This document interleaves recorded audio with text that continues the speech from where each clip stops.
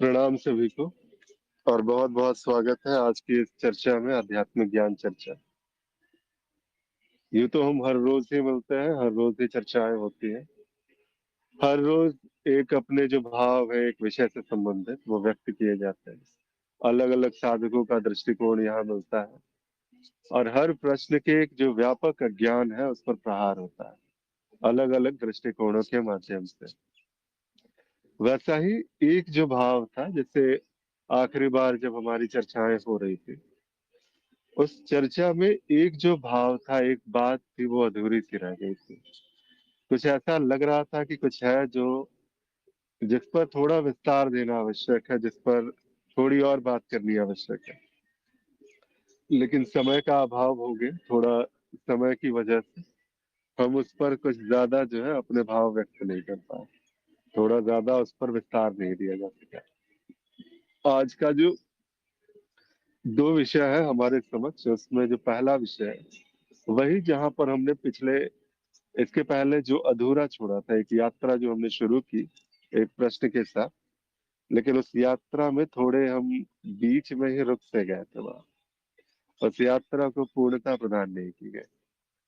तो शायद इस वजह से ये भाव है कि ये पहला जो प्रश्न है हमारे समक्ष कि जब भी ये कहा जाता है कि मेरे अतिरिक्त कोई दूसरा नहीं, ये वही क्षण है जहाँ दूसरा प्रकट हो जाता है।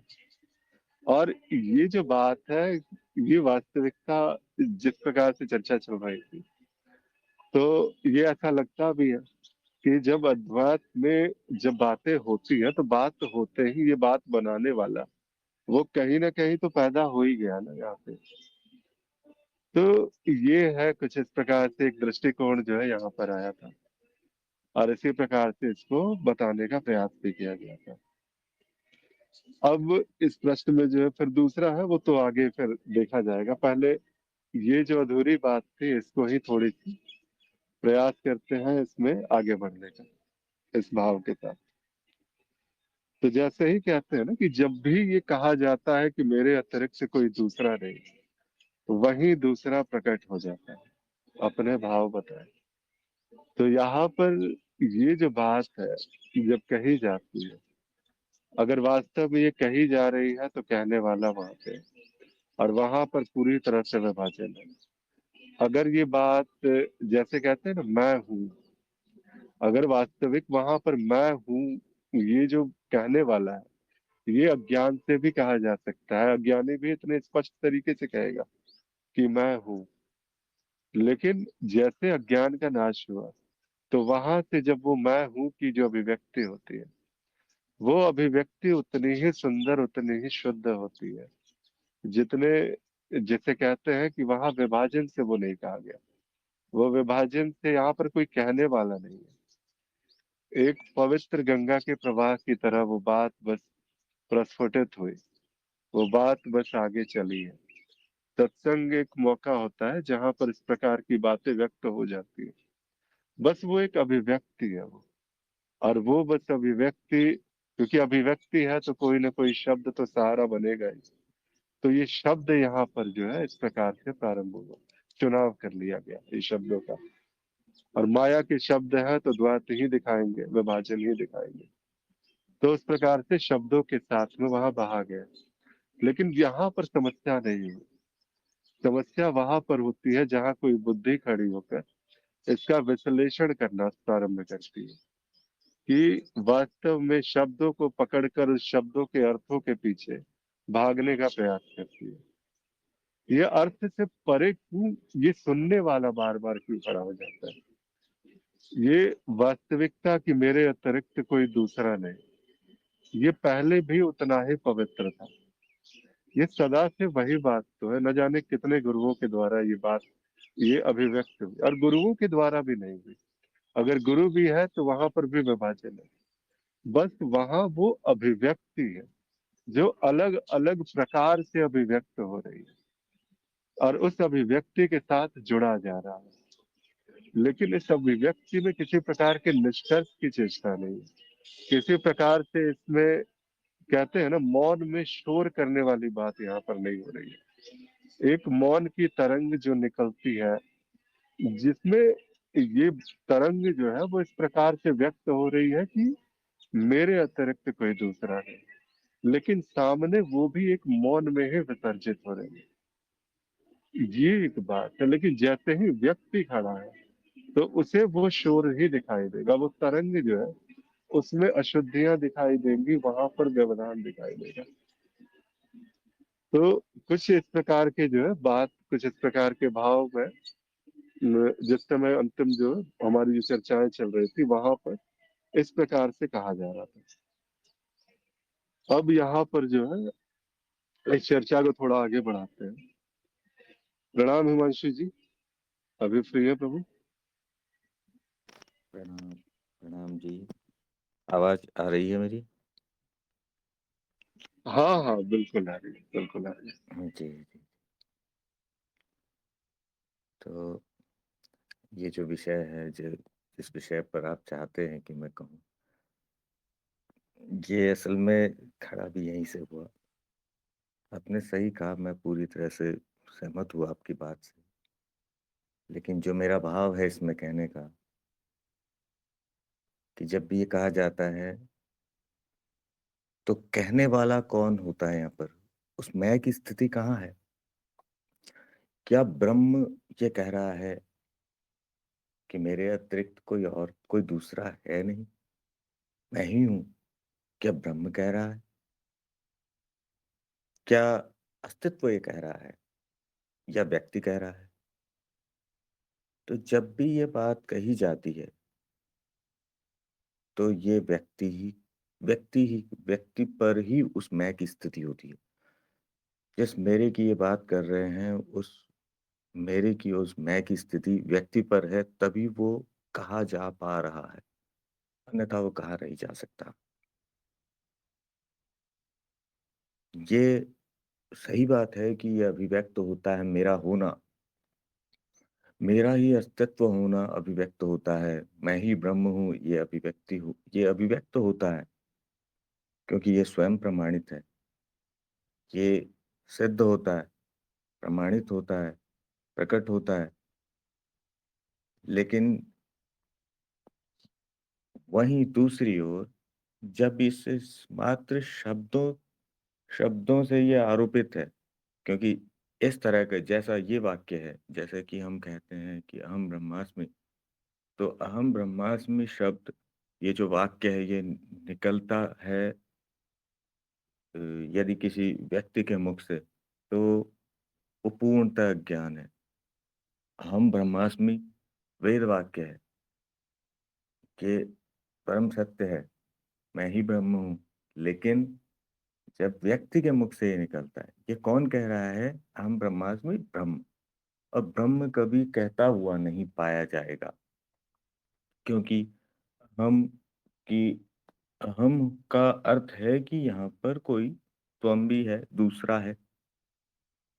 जहाँ पर बोला जा रहा है अहम, तो अर्थात वहां पर दूसरा भी है। दूसरा है तभी उसका अर्थ है, अन्यथा उसका कोई अर्थ नहीं। और रही बात शब्द और अर्थ की, देखिए शब्द भी शब्द है और शब्द के अर्थ भी शब्द ही है।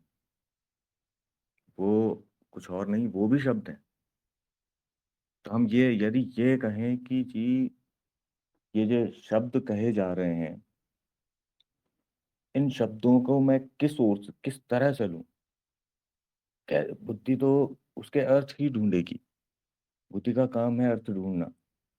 शब्दों का कार्य है उन अर्थों को पहुंचाना।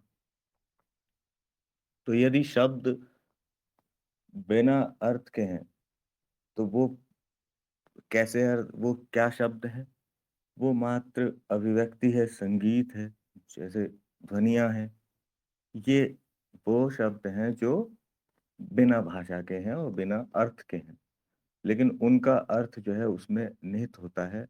वो ध्वनि है, स्पंदन है, कंपन है। लेकिन यदि वो शब्द है भाषा का, तो उसका अर्थ जरूर होगा, जिसे बुद्धि अवश्य ही उसका कार्य यही होगा कि वो किसी दूसरी बुद्धि तक अर्थ पहुंचाए। तो ये जो वाक्य है कि मेरे अतिरिक्त दूसरा कोई नहीं, ये पूर्णतः व्यक्ति से निकला हुआ वाक्य है। व्यक्ति पर अहम जो है, अहम की स्थिति व्यक्ति पर है।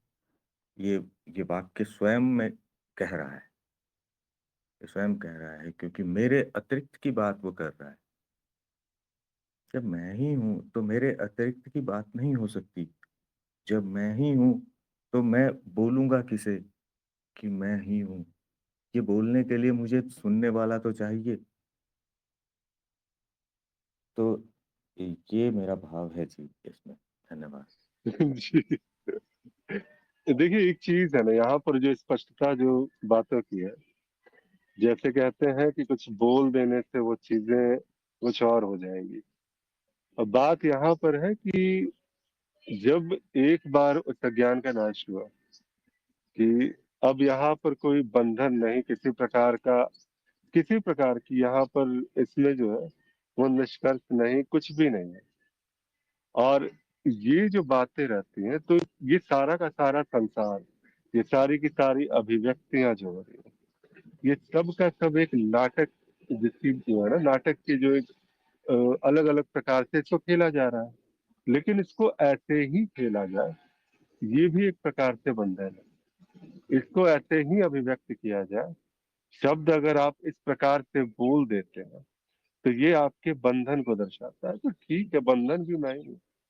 अगर वहाँ पर ये अज्ञान को दर्शाता है, तो अज्ञान भी मैं ही हूँ। अगर मैं अज्ञान हूँ, जो कुछ भी है, वहाँ कोई परिभाषा नहीं है। वहाँ शब्दों का बंधन नहीं है, शब्दों के साथ वो उस प्रकार से मतलब चुनाव नहीं है, क्योंकि कोई निष्कर्ष नहीं है जहाँ तक पहुँचना है। और जब बात इतनी ही पवित्रता से, इतनी ही गहराई से वो बात बस एक अभिव्यक्ति है, जैसे अब जिसको कह दिया गया कि जो है इनको अपौरुषेय कह दिया गया वेदों को, अपौरुषेय।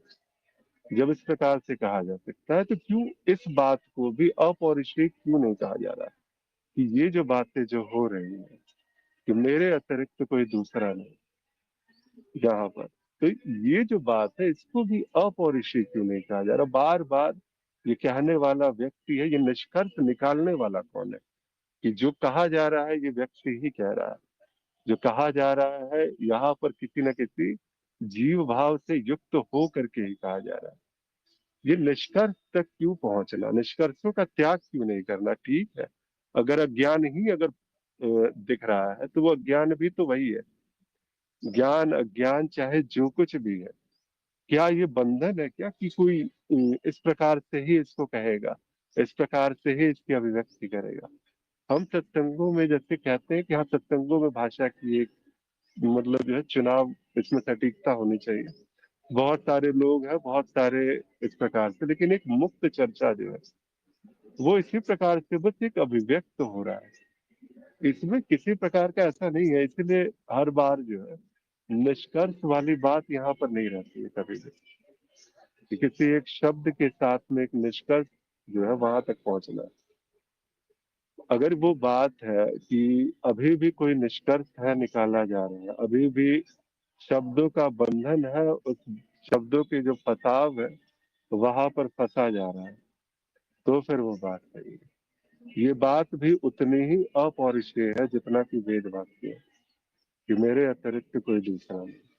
बस इसे एक तरंग की भांति देखा जा सकता है, और अतिरिक्त फिर जो भी कहा गया ठीक है, सबके अपने अपने हैं। यहाँ पर जो एक भाव है वो बस इसी प्रकार से चलता है।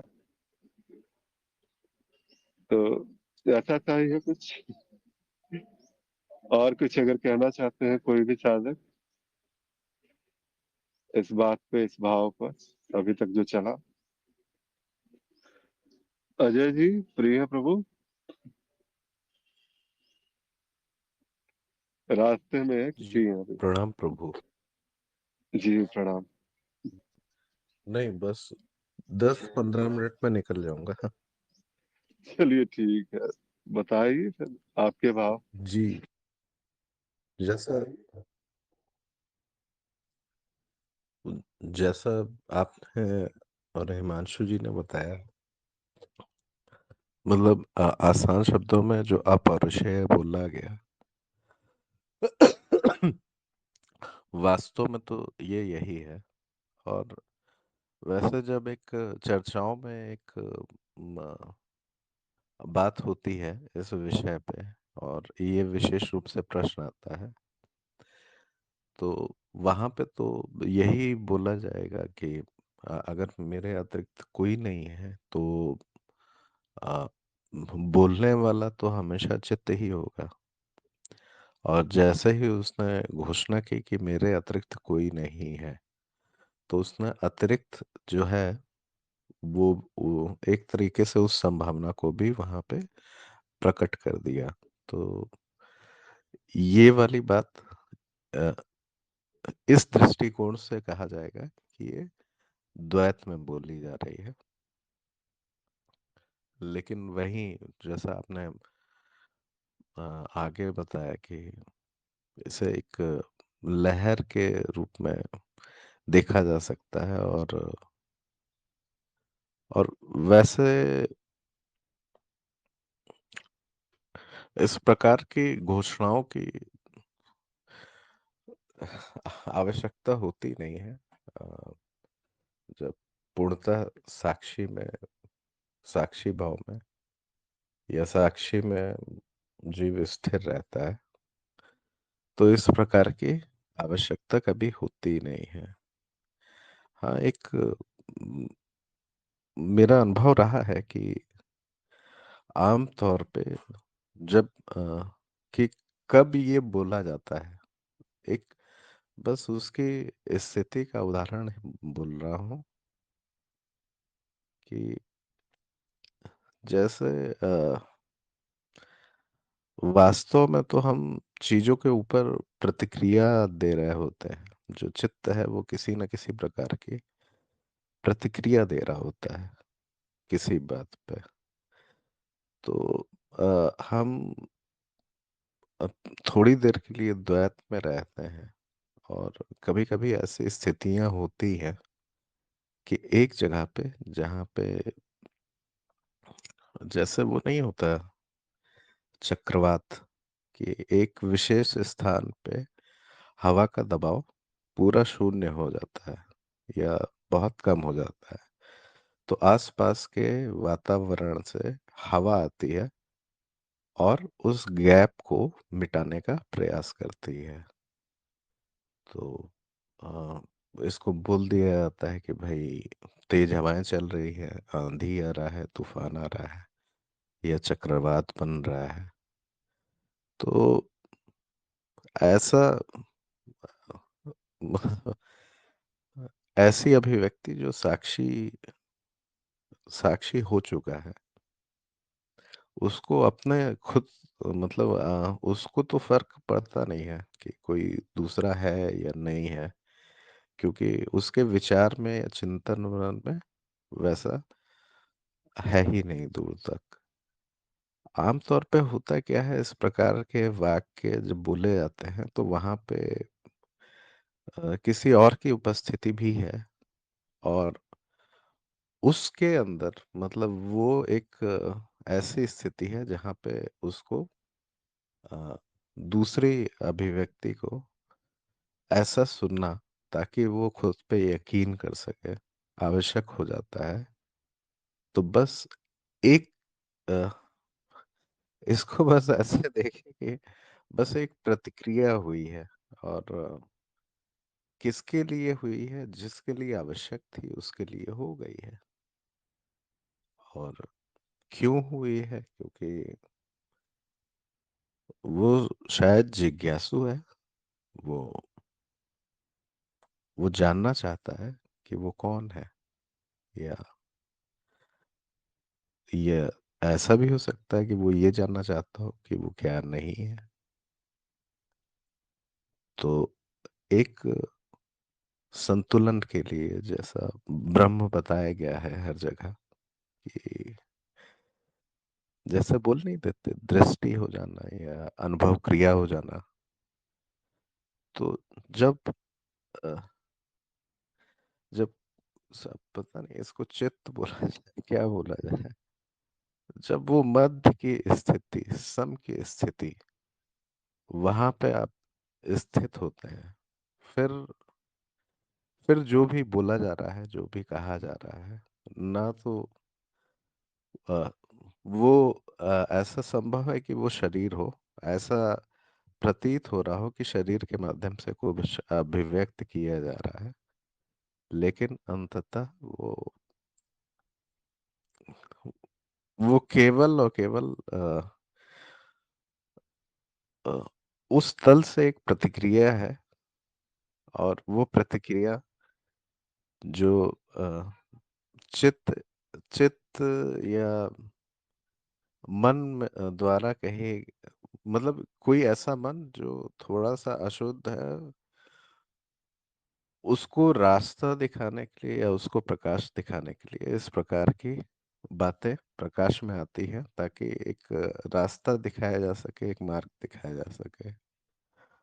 बाकी तो जो साक्षी है उसको वैसे ही पता है कि मेरे अलावा कोई दूसरा है नहीं, तो वो इस प्रकार की घोषणा कभी करेगा नहीं। अगर और यदि इस प्रकार की घोषणा हुई है, तो अ, घोषणा तो द्वैत में हुई है, और ऐसा नहीं है कि जिसने घोषणा की है उसने स्वयं को सिद्ध करने के लिए किसी प्रकार की घोषणा की है।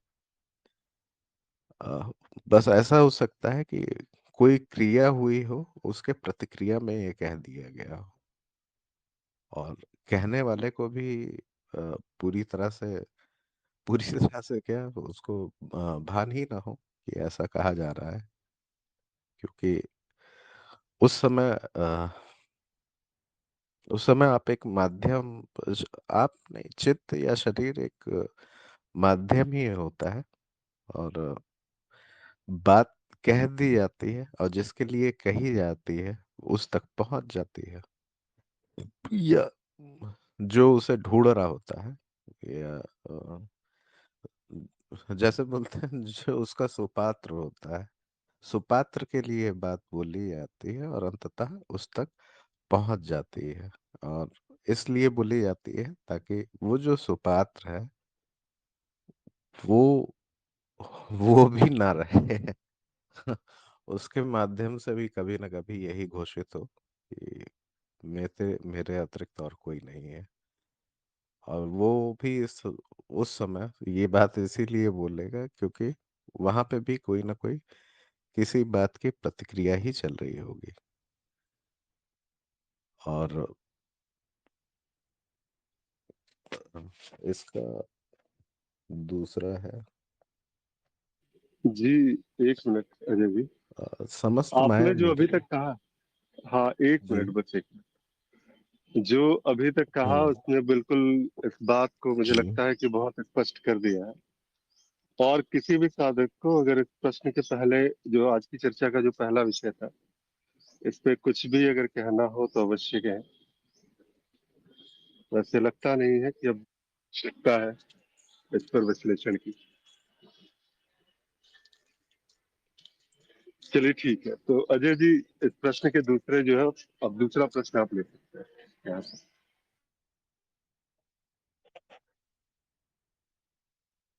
ये समस्त माया मेरी माया है, मैं माया का, मैं स्वयं माया का उत्पाद है। ये ये वाली बात बहुस्तरीय है आगे कि मतलब अगर साक्षी या अनुभवकर्ता द्वारा ये बात कही जा रही है, तो इसे इस प्रकार बोला जाएगा कि अ, ये माया मेरे भीतर ही प्रकाशित है। ऐसा बोला जा सकता है। चित्त के स्तर पे बोला जा रहा है तो असत्य ही बोला जा रहा है, अज्ञान के कारण बोला जा रहा है। और अ, जो साक्षी का बिंदु या स्थिति है वहां पे वैसे तो ये बात बोलने की आवश्यकता ही नहीं होती, वो आपके अनुभव में होता है कि अ, जो माया है वो वास्तव में मेरा ही प्रकाश है, और वो बस प्रकाशित हो रहा है, उसका ऐसा कोई कारण खोजने जाएंगे तो कारण मिलेगा भी नहीं। वो बस है, और उसको, उस माया को अनुभव करने वाला अनुभव करता भी है ही है। और ये बात एकदम सही, सब उसी की माया है। और वो एक खेल है कि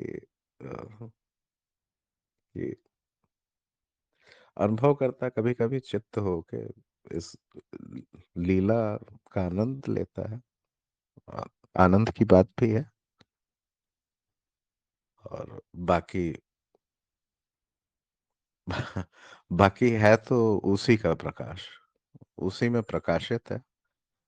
बस भीतर दृष्टि हो जाती है तो ये थोड़ा स्पष्ट हो जाता है कि वास्तव में ऐसा ही है, और कोई स्थिति है नहीं।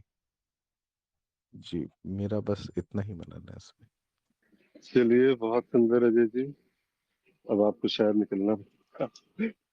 इसलिए बहुत सुंदर भाव रहे, और जो हाँ आप पे जी, प्रकाश बिल्कुल। डाला मैं है। जी बिल्कुल। ठीक है, बहुत बहुत धन्यवाद, आभार। अब मैं मतलब इजाजत चाहूंगा जी। हाँ सभी को ठीक है, प्रणाम, ठीक। सभी का आभार। जी जी, प्रणाम। ठीक है, तो हिमांशु जी, दूसरा प्रश्न आपकी अगर दृष्टि पड़ जाती। जी। अ, ये समस्त ये समस्त माया मेरी माया है या मैं स्वयं माया का उत्पाद? तो जब हम माया कहते हैं तो हम तो इसे ही नकार देते हैं, माया है ही नहीं, ये प्रश्न ही नहीं उठते। समस्त भी नहीं कहेंगे क्योंकि माया है नहीं। माया यानी जो नहीं है, जो नहीं है वो माया। माया यानी जो माया अर्थात जो नहीं है। तो जो नहीं है उस पर है जैसे प्रश्न नहीं उठने चाहिए कि ये क्या है और कैसे है। ये सारे प्रश्न उसी के साथ माया कहते ही सब समाप्त।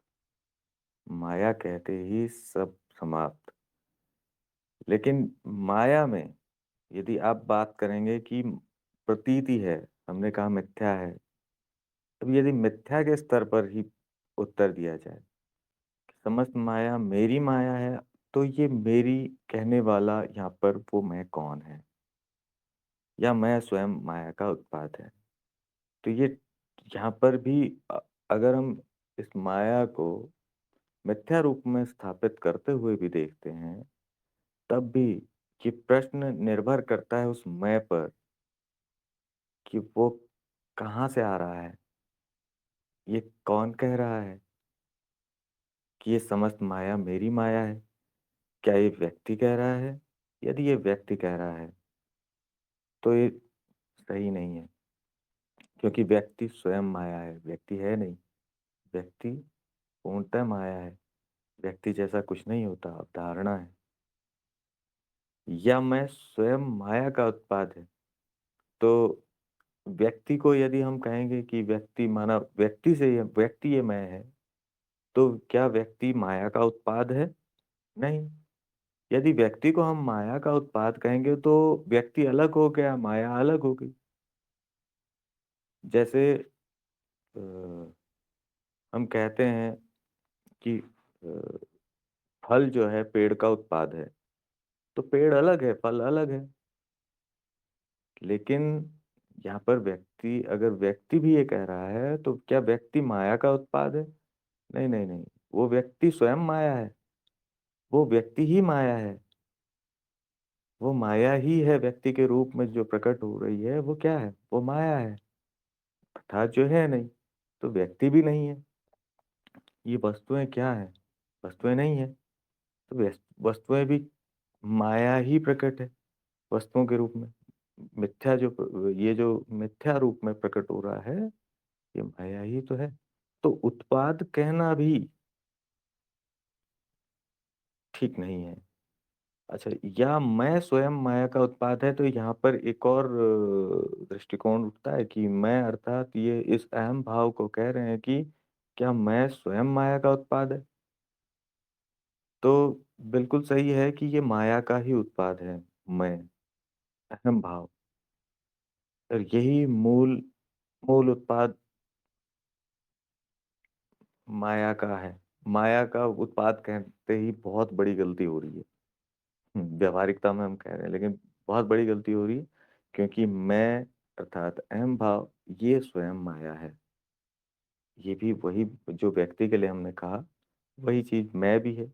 मैं अर्थात एक वो अहम भाव, वो भाव, एक अहम वृत्ति जो जीव में चल रही है, जो कभी अपने स्थान जो अपना प्रक्षेपण स्थान है, वो बदलती रहती है। कभी वो शरीर हो जाती है, कभी कोई पद हो जाती है, कभी जाति हो जाती है, कभी नाम हो जाती है। तो वो वृत्ति है, और वो वृत्ति स्वयं में माया है, अर्थात मिथ्या है, परिवर्तनशील है। तो मैं को भी हम उत्पाद नहीं कह सकते यहाँ पर माया का। उत्पाद कहना उचित इसलिए प्रतीत नहीं होता कि उत्पाद उत्पादक से अलग हो जाता है, फिर वो भेद हो गया। अब हम भेद किस आधार पर कर पाते हैं? तो ये प्रश्न फिर एक और उठेगा, यदि ये उत्पाद है तो उत्पादक कौन है फिर? अब उसको डिफाइन करो। क्योंकि हमने तो, अगर हम इसको उत्पाद कह रहे हैं, तो हमने तो उत्पाद ही देखे हैं, हमने उत्पादक कहाँ देखा फिर? तो इसलिए उत्पाद कहने से उत्पाद हो जाता है। वहाँ पर प्रश्न, एक प्रश्न आप समाप्त करेंगे तो अनेक प्रश्न उठेंगे। तो फिर ये प्रश्नों की श्रृंखलाएँ बढ़ाना, ये उचित नहीं है। तो यही मेरा उत्तर है। जी, धन्यवाद। जी, हिमांशु जी, ऐसे में जैसे आपने कहा कि उत्पाद और उत्पादक वाली बात, तो जब हम अज्ञान की बात करते हैं तो अज्ञान अगर उत्पाद इसको समझा जाए तो इसका उत्पादक कौन हो सकता है? वो मान्यताएं, धारणाएं, जबरदस्ती किसी न किसी रूप से आप में जो है आरोपित भी की गई, हम में आरोपित भी की गई। और उसी जो प्रकार से देखा जाए तो यहाँ पर जब माया में इस मैं की जब बात होती है कि मैं स्वयं इस माया का उत्पाद है, तो माया क्या है कि माया किसी न किसी प्रकार से वो अलग अलग जो मान्यताएं, धारणाएं, क्योंकि ये संसार सत्य है, ये परिवार सत्य है, ये सब कुछ सत्य है, ये क्यों सत्य है आखिर? यह ज्ञान इतना सत्य सा क्यों प्रतीत होता है? जो नहीं है वो नहीं है, लेकिन ये क्यों है ये? तो यहाँ पर जब इस मैं की बात होती है, इस जो जिसमें आपने भी कहा कि अहम भाव जो है उसकी बात होती है, तो ये अगर उत्पाद इसको कहा जा रहा है तो ये संभवतः उसी मान्यताओं के द्वारा जो है वो पोषित है। ये अज्ञान, ये मैं अगर बना हुआ है, ये इस प्रकार से बार बार अपने आप को बचाने का प्रयास करता है, तो कहीं ना कहीं ये एक प्रकार से संभावना है, एक प्रकार से वो वही बात है कि ये जो समाज, ये जो संस्कार जिस प्रकार से हमें आरोपित किए गए हैं, ये बार बार इस मैं का पोषण करता रहता है अलग अलग प्रकार से। तो वहां से इस मैं रूपी उत्पाद का जो है वो प्राकट्य होता है, जो संपूर्णता से अज्ञान ही होता है। कहीं उसमें किसी भी जो है वो अन्य चीजों की जो है वो बात नहीं होती है। तो माया क्या है? माया वास्तव में ठीक है, बिल्कुल जो नहीं है, लेकिन ये नहीं जो है, ये भी इतनी गहरे तल की मान्यताओं का आरोपण है हमारे ऊपर कि हमने इसे ही तो सत्य माना हुआ है। कहते हैं ना कि दिखती क्या, तो यही सब तो है जो दिखती है, यही तो अज्ञान ही तो प्रकाशित होता है, दिखता तो अज्ञान ही है ना समस्त हर जगह। तो वो जो चीजें हैं, वो जो प्रतीति हो रही है, सारी की सारी जिसके बारे में बात हो रही है, वो सब कुछ फिर वैसा ही है कि अगर इसको मैं को अगर उत्पाद कहा जा रहा है तो शायद हो सकता है इस धरा से भी कहा जा रहा हो कि ये जो मान्यताएं जो बार बार इस मैं को खड़ा कर देती है, वो जो समस्त जो संस्कार जो इस मैं को बार बार खड़ा कर देते हैं, तो इस प्रकार से इसको देखा जा सकता है। हो सकता है कि उत्पाद कहने के पीछे।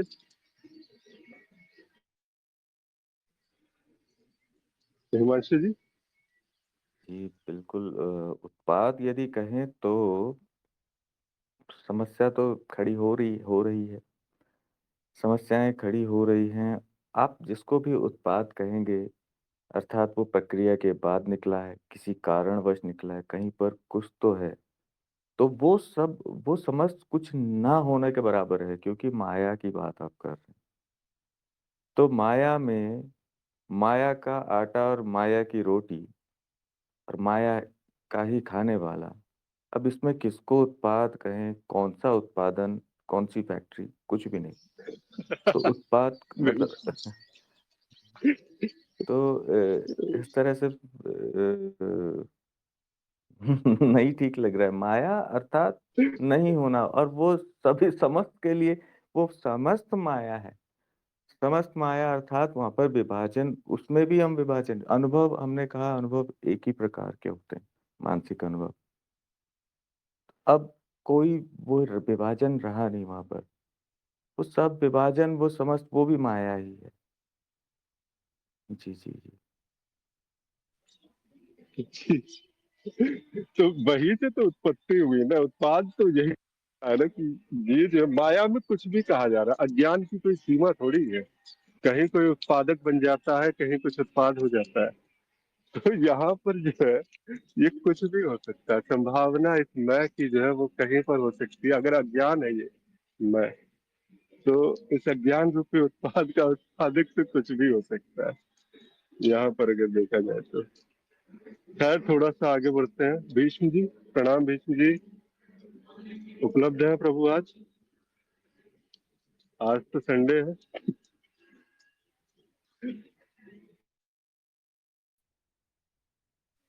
जी प्रणाम। जी। उपलब्ध हूँ लेकिन कुछ बोलूंगा नहीं। अरे ऐसे क्या प्रभु, मतलब हमारे अज्ञान पर प्रकाश डाली, बताइए तो सही। बिना आपके आप प्रहार के ये लोग बात होती रही है ना। सब्जेक्ट ही ऐसा रखते हैं कि क्या बोलें, उसमें कुछ भी बोलना और जिस भाव में हैं उसी को और पुष्ट करते हैं, अज्ञान को पुष्ट करते हैं। जिससे दूर होना है हम उसको क्या करते हैं, पोषित करते हैं। हाँ, अब बढ़िया से होना है एकदम। अब जैसे कहा कि जब भी ये कहा जाता है कि मेरे अतिरिक्त दूसरा नहीं है, वहीं दूसरा प्रकट हो जाता है। बिल्कुल सही बात है, बिल्कुल सही बात है। और ये बात क्यों आती है, ये बात भी क्यों आई? क्योंकि हमने स्वयं को नहीं जाना, स्वयं को नहीं जाना। अब थोड़ा सा मेरी बात को ध्यान से ऐसा थोड़ा सा मनन कीजिए इस पे। जब ये प्रश्न हम बोलते हैं, इससे बातें करते हैं, इससे कुछ भी सुनते हैं, उस समय हमारी स्थिति कहाँ पे होती है? क्या हम जीव बन के ये बात कर रहे हैं या अपने स्वरूप में स्थित हैं? सोचिए थोड़ा इसको कि क्या ब्रह्म भाव उस समय हमारा रहता है? ऐसा लगता है कि मैं ब्रह्म हूँ और मैं ही हूँ।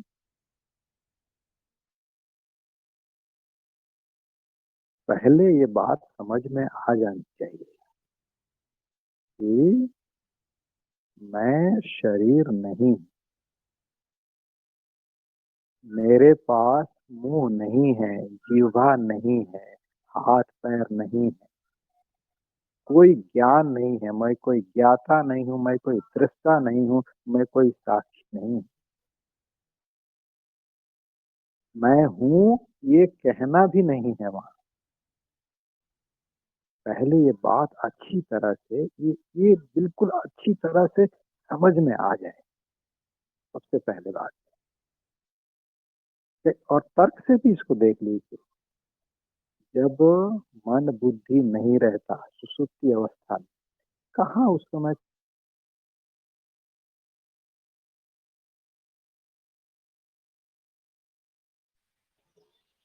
जी भीष्म जी, आवाज क्या बोल रहे हैं अभी भी क्या?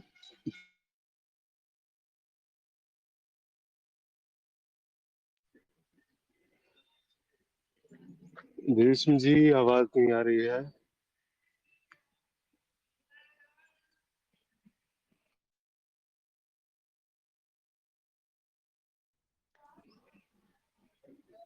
जी अभी जी आ जी। रहा है।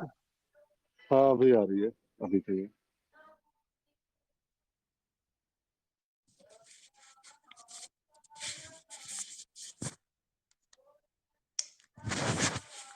अभी आवाज आ रहा है क्या? हाँ हाँ बिल्कुल आ रही है, अभी आवाज आ रही है, कहिए। लेकिन आपका आवाज बहुत कम आ रहा है, एक बार फिर से जुड़ता हूँ। चलिए ठीक है।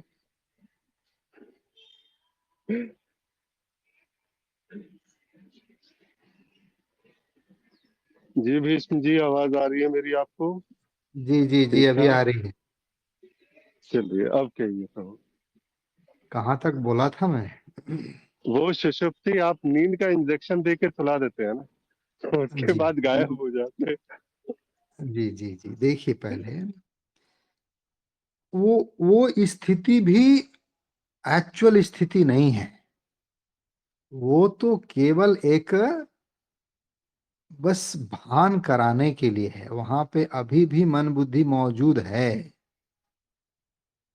अब सोचिए, जहां पे ये परमानेंट इससे अलग हो जाता है तो कैसा रहता है? वो हमारा स्वरूप है। हमारा स्वरूप वो है जहां पे कहीं कुछ नहीं है, बिल्कुल। अब ये बात कहता हूं तो उसमें कुछ लोगों का प्रश्न आता है, फिर आप बोल कैसे रहे हैं? अब उनको ये बात कैसे समझाएं? क्या अगर ये प्रश्न उठता है कि अगर केवल आप ही हैं तो ये बोलना कैसे हो रहा है? ये हमारा ग्रुप में आना कैसे हो रहा है? ये चलना कैसे हो रहा है? अब ऐसे अगर प्रश्न आते हैं तो उसमें क्या चर्चा किया जा सकता है? क्या उनके सामने सत्य बात रखी जा सकती है? अभी वहां पहुंच ही नहीं है कि वे बात कही जा सके। अरे इतनी सी बात समझ में नहीं आती है कि भाई जो सुषुप्ति में रहता है वही स्वप्न भी देखता है। अब प्रश्न आता है, अद्वैत में है तो फिर बात कैसे होता है? ये क्रिया कैसे होती है? ये क्या मूर्खता भरा बात है एकदम, बिल्कुल। क्या अद्वैत में रहता है और स्वप्न देखता है तो द्वैत हो जाता है क्या? अगर मैं अकेला हूं, मन से कोई ख्वाब बना लूं, एक आकृति बना लूं किसी किसी का, तो मैं दो हो गया क्या वहां पे? कि तब भी एक ही रहा? ये बेसिक जो हमको समझाया गया कि खाली है पर्दा, संभावना उस पे है सब चीज का, तो पर्दा दो हो जाता है क्या अगर उस पे चित्र दिखने लगे तो? नहीं होता है। ये क्यों प्रश्न आता है ऐसा? क्योंकि हमने स्वरूप में स्थिति नहीं की है। अपने आप को नहीं जाना है। कितना भी कोई कह ले, समझा दे कि अरे तू ब्रह्म है, तत्वमसि श्वेत केतु 9 बार कहा, तत्वमसि तत्व तू ही है। वहां भी हम प्रश्न उठाते हैं, तो ये कहने वाला कौन है? हाँ, ये प्रश्न उठना जरूरी है, कहने वाला कौन है? लेकिन तुम स्थित तो हो जाओ। अरे तुम ब्रह्म हो भाई, ब्रह्म हो, तुम अस्तित्व हो और तुम ही हो। क्यों माया का बात करते हो? अपने आप को शरीर मानते हो ना, वो होते हुए भी एक चित्र बनाया और उस चित्र में अपने आप को स्थित कर लिया। अब तो प्रश्न आने नहीं चाहिए। हाँ, ये स्वप्नवत ये जो लीला हो रही है ये बड़ा अच्छा है, करिए इसको। लेकिन उसमें स्थित होके पहले सुसुप्ति की अवस्था में चले जाइए, उसके बाद स्वप्न देखिए, स्वप्न आनंददायी होगा। लेकिन जब तक स्थिति नहीं है, ये स्वप्न बंधन कारक हो जाएगा। पहले अद्वैत में स्थित होइए, फिर द्वैत की कल्पना कीजिए, बड़ा अच्छा है। लेकिन द्वैत की कल्पना करके अद्वैत में जाएंगे, ये नहीं होगा। कितने दिन भी हो जाएंगे, ये नहीं होगा। ज्ञानी बन के रह जाएंगे, वाचिक ज्ञानी, बौद्धिक ज्ञानी, ये हो जाएंगे। अभी भी देखिए, देवी का बात करते हैं, कृष्ण का बात करते हैं, कहाँ के ज्ञानी योगी हैं हम?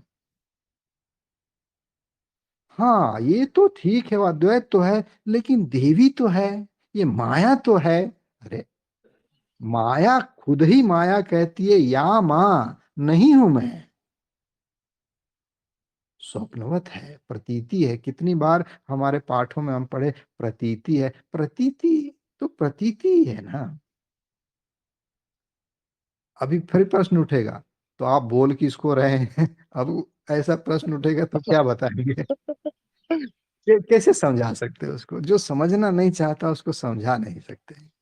प्रतीति पे भी प्रश्न उठता है कि प्रतीति है तो प्रतीति है, बोल भी रहा प्रतीति है, अब मानता है कि ये सच है।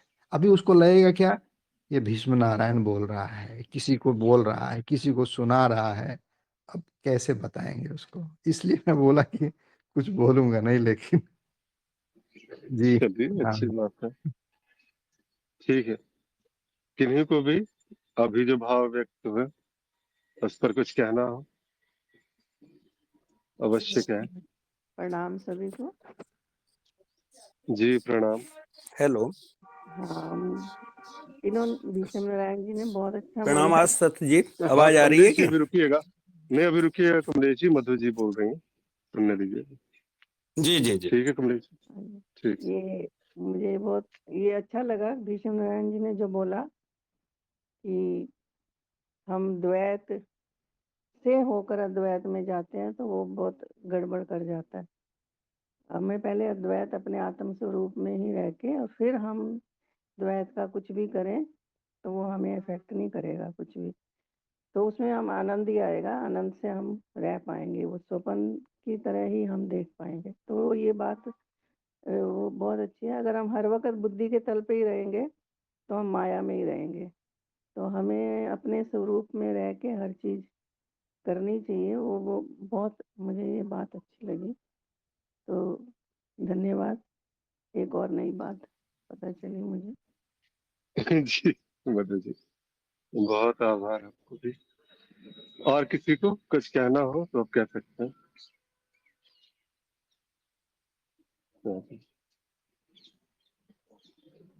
देखिए, ये जो बात है ना, वो वही चीज है जो प्रश्न भी था हमारे पास में। प्रश्न का जो पहला हिस्सा था, जहां पर ये कहा जा रहा था कि जब भी ये कहा जाता है कि मेरे अतिरिक्त कोई दूसरा नहीं, तो वही प्रकट हो जाता है।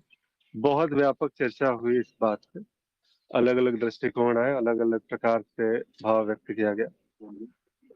तो इसमें मुझे लगता है कि व्यापक एक चर्चा हुई है, और जो भी इसे सुन रहे हैं, जो भी इसे सुनेंगे, उनके लिए भी एक अच्छा खासा एक मनन का विषय है कि ये जो कहने वाला है, ये जो सुनने वाला है, ये जो बार बार खड़ा होता है, बार बार वो प्रश्न उठाने प्रारंभ कर देता है, ये जो चीज है, विश्लेषण जो प्रारंभ हो जाते हैं हर शब्द के साथ में, उससे जुड़ा हुआ।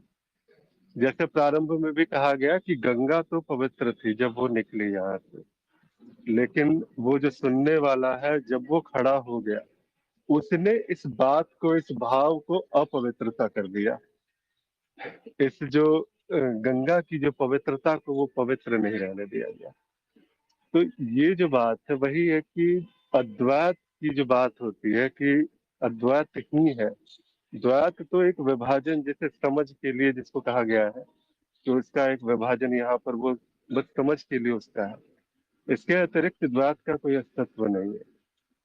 सारी चीजें हैं वो अद्वैत में स्थित होकर के जब द्वैत में उतरा जाता है और उस प्रकार से कहा जाता है, तो जितने भी वाक्य होते हैं, जितने भी शब्द होते हैं, वो सारे के सारे उतने ही अपौरुषेय होते हैं जितने कि वो वेद वाक्य जो भी कहा जा रहा है। तो वो उस प्रकार से है कुछ। और यहाँ पर जो प्रश्न का जो अगला हिस्सा था, यहाँ पर भी वही बात थी। इसी बात को थोड़ा कंटिन्यूएशन में था कि ये समस्त माया मेरी माया है, या मैं स्वयं माया का उत्पाद है। ये जो मैं जो बार बार खड़ा होता है, मैं जो बार बार विश्लेषणों के साथ, किसी परिभाषा के साथ बंधा हुआ मैं है, अगर बंधन से युक्त मैं है, तो ये किसी न किसी प्रकार की माया का ही, माया के भीतर का ही कोई स्तर होगा जहां से उसका एक उत्पाद निकला हुआ है। तो मैं स्वयं माया ही है, लेकिन ये माया का उत्पाद भी है। दोनों तरीके से कहा जा सकता है। ये क्योंकि माया में जब अब बात अज्ञान के ही स्तर पे, अज्ञान में कुछ भी है, अनंत जो बातें होती है, उसमें से एक बात ये भी कह दी गई, यहाँ पर वो बात नहीं है, वो जो मैं जिससे बात कहते हैं कि पूर्ण स्वरूप वाली बात, उस मैं की यहाँ पर बात नहीं हो रही है। लेकिन अगर ये कहा जा रहा है कि अपने स्वरूप से कि ये समस्त माया मेरी माया। ये सारा जो कुछ भी भाषित हो रहा है, ये मेरी ही प्रतीति है। तो यहाँ पर फिर वही चीज है कि वो जो मैं है वो कहाँ से कहा जा रहा है, वो मैं कौन है आखिर जो इस प्रकार से कहने का साहस रखता है, इस प्रकार से शब्दों के साथ बहने का साहस रख रहा है कि मैं इस शब्द के साथ नहीं जुड़ूंगा, और इस शब्दों का चुनाव किया जा रहा है। ये चुनाव करने वाला कौन है? क्या वो कोई व्यक्ति है जो चुनाव कर रहा है? तो विशुद्ध अज्ञान है। लेकिन अगर यहाँ पर वो वही बात है, वो वही वेद वाक्य की तरह शुद्ध है, वही अपौरुषेय वाली जो बात है, वही स्वरूप वाली बात है, उसी मौन की एक तरंग की भांति यहाँ पर वो मैं जो है वो अभिव्यक्त हो रहा है, उस प्रकार से ये कहा जा रहा है। और ये शब्द बस चुन लिए गए, ये कहने वाला भी है। ये एक अभिव्यक्ति के लिए कोई स्वर होते हैं, कोई शब्द होते हैं, तो उस प्रकार से ये शब्द चुन लिए गए। तो वहां पर ये मैं जो है न किसी माया के परिभाषाओं के बंधनों में बंधा हुआ है, और ना ही यहाँ पर किसी प्रकार की कोई लिप्तता है। तो यहाँ ये मैं किसी प्रकार का उत्पाद तो हो भी नहीं सकता। तो ये चीज इस प्रकार से भी देखा जा सकता है। बाकी हिमांशु जी ने काफी व्यापक जो है इस पर भी कहा, और भी लोगों ने कहा, इस प्रश्न पे भी कहा। और भी किसी को इस प्रश्न पे, इस भाव पे अगर कुछ आगे कहना हो, कुछ व्यक्त करना हो, तो अवश्य कहें।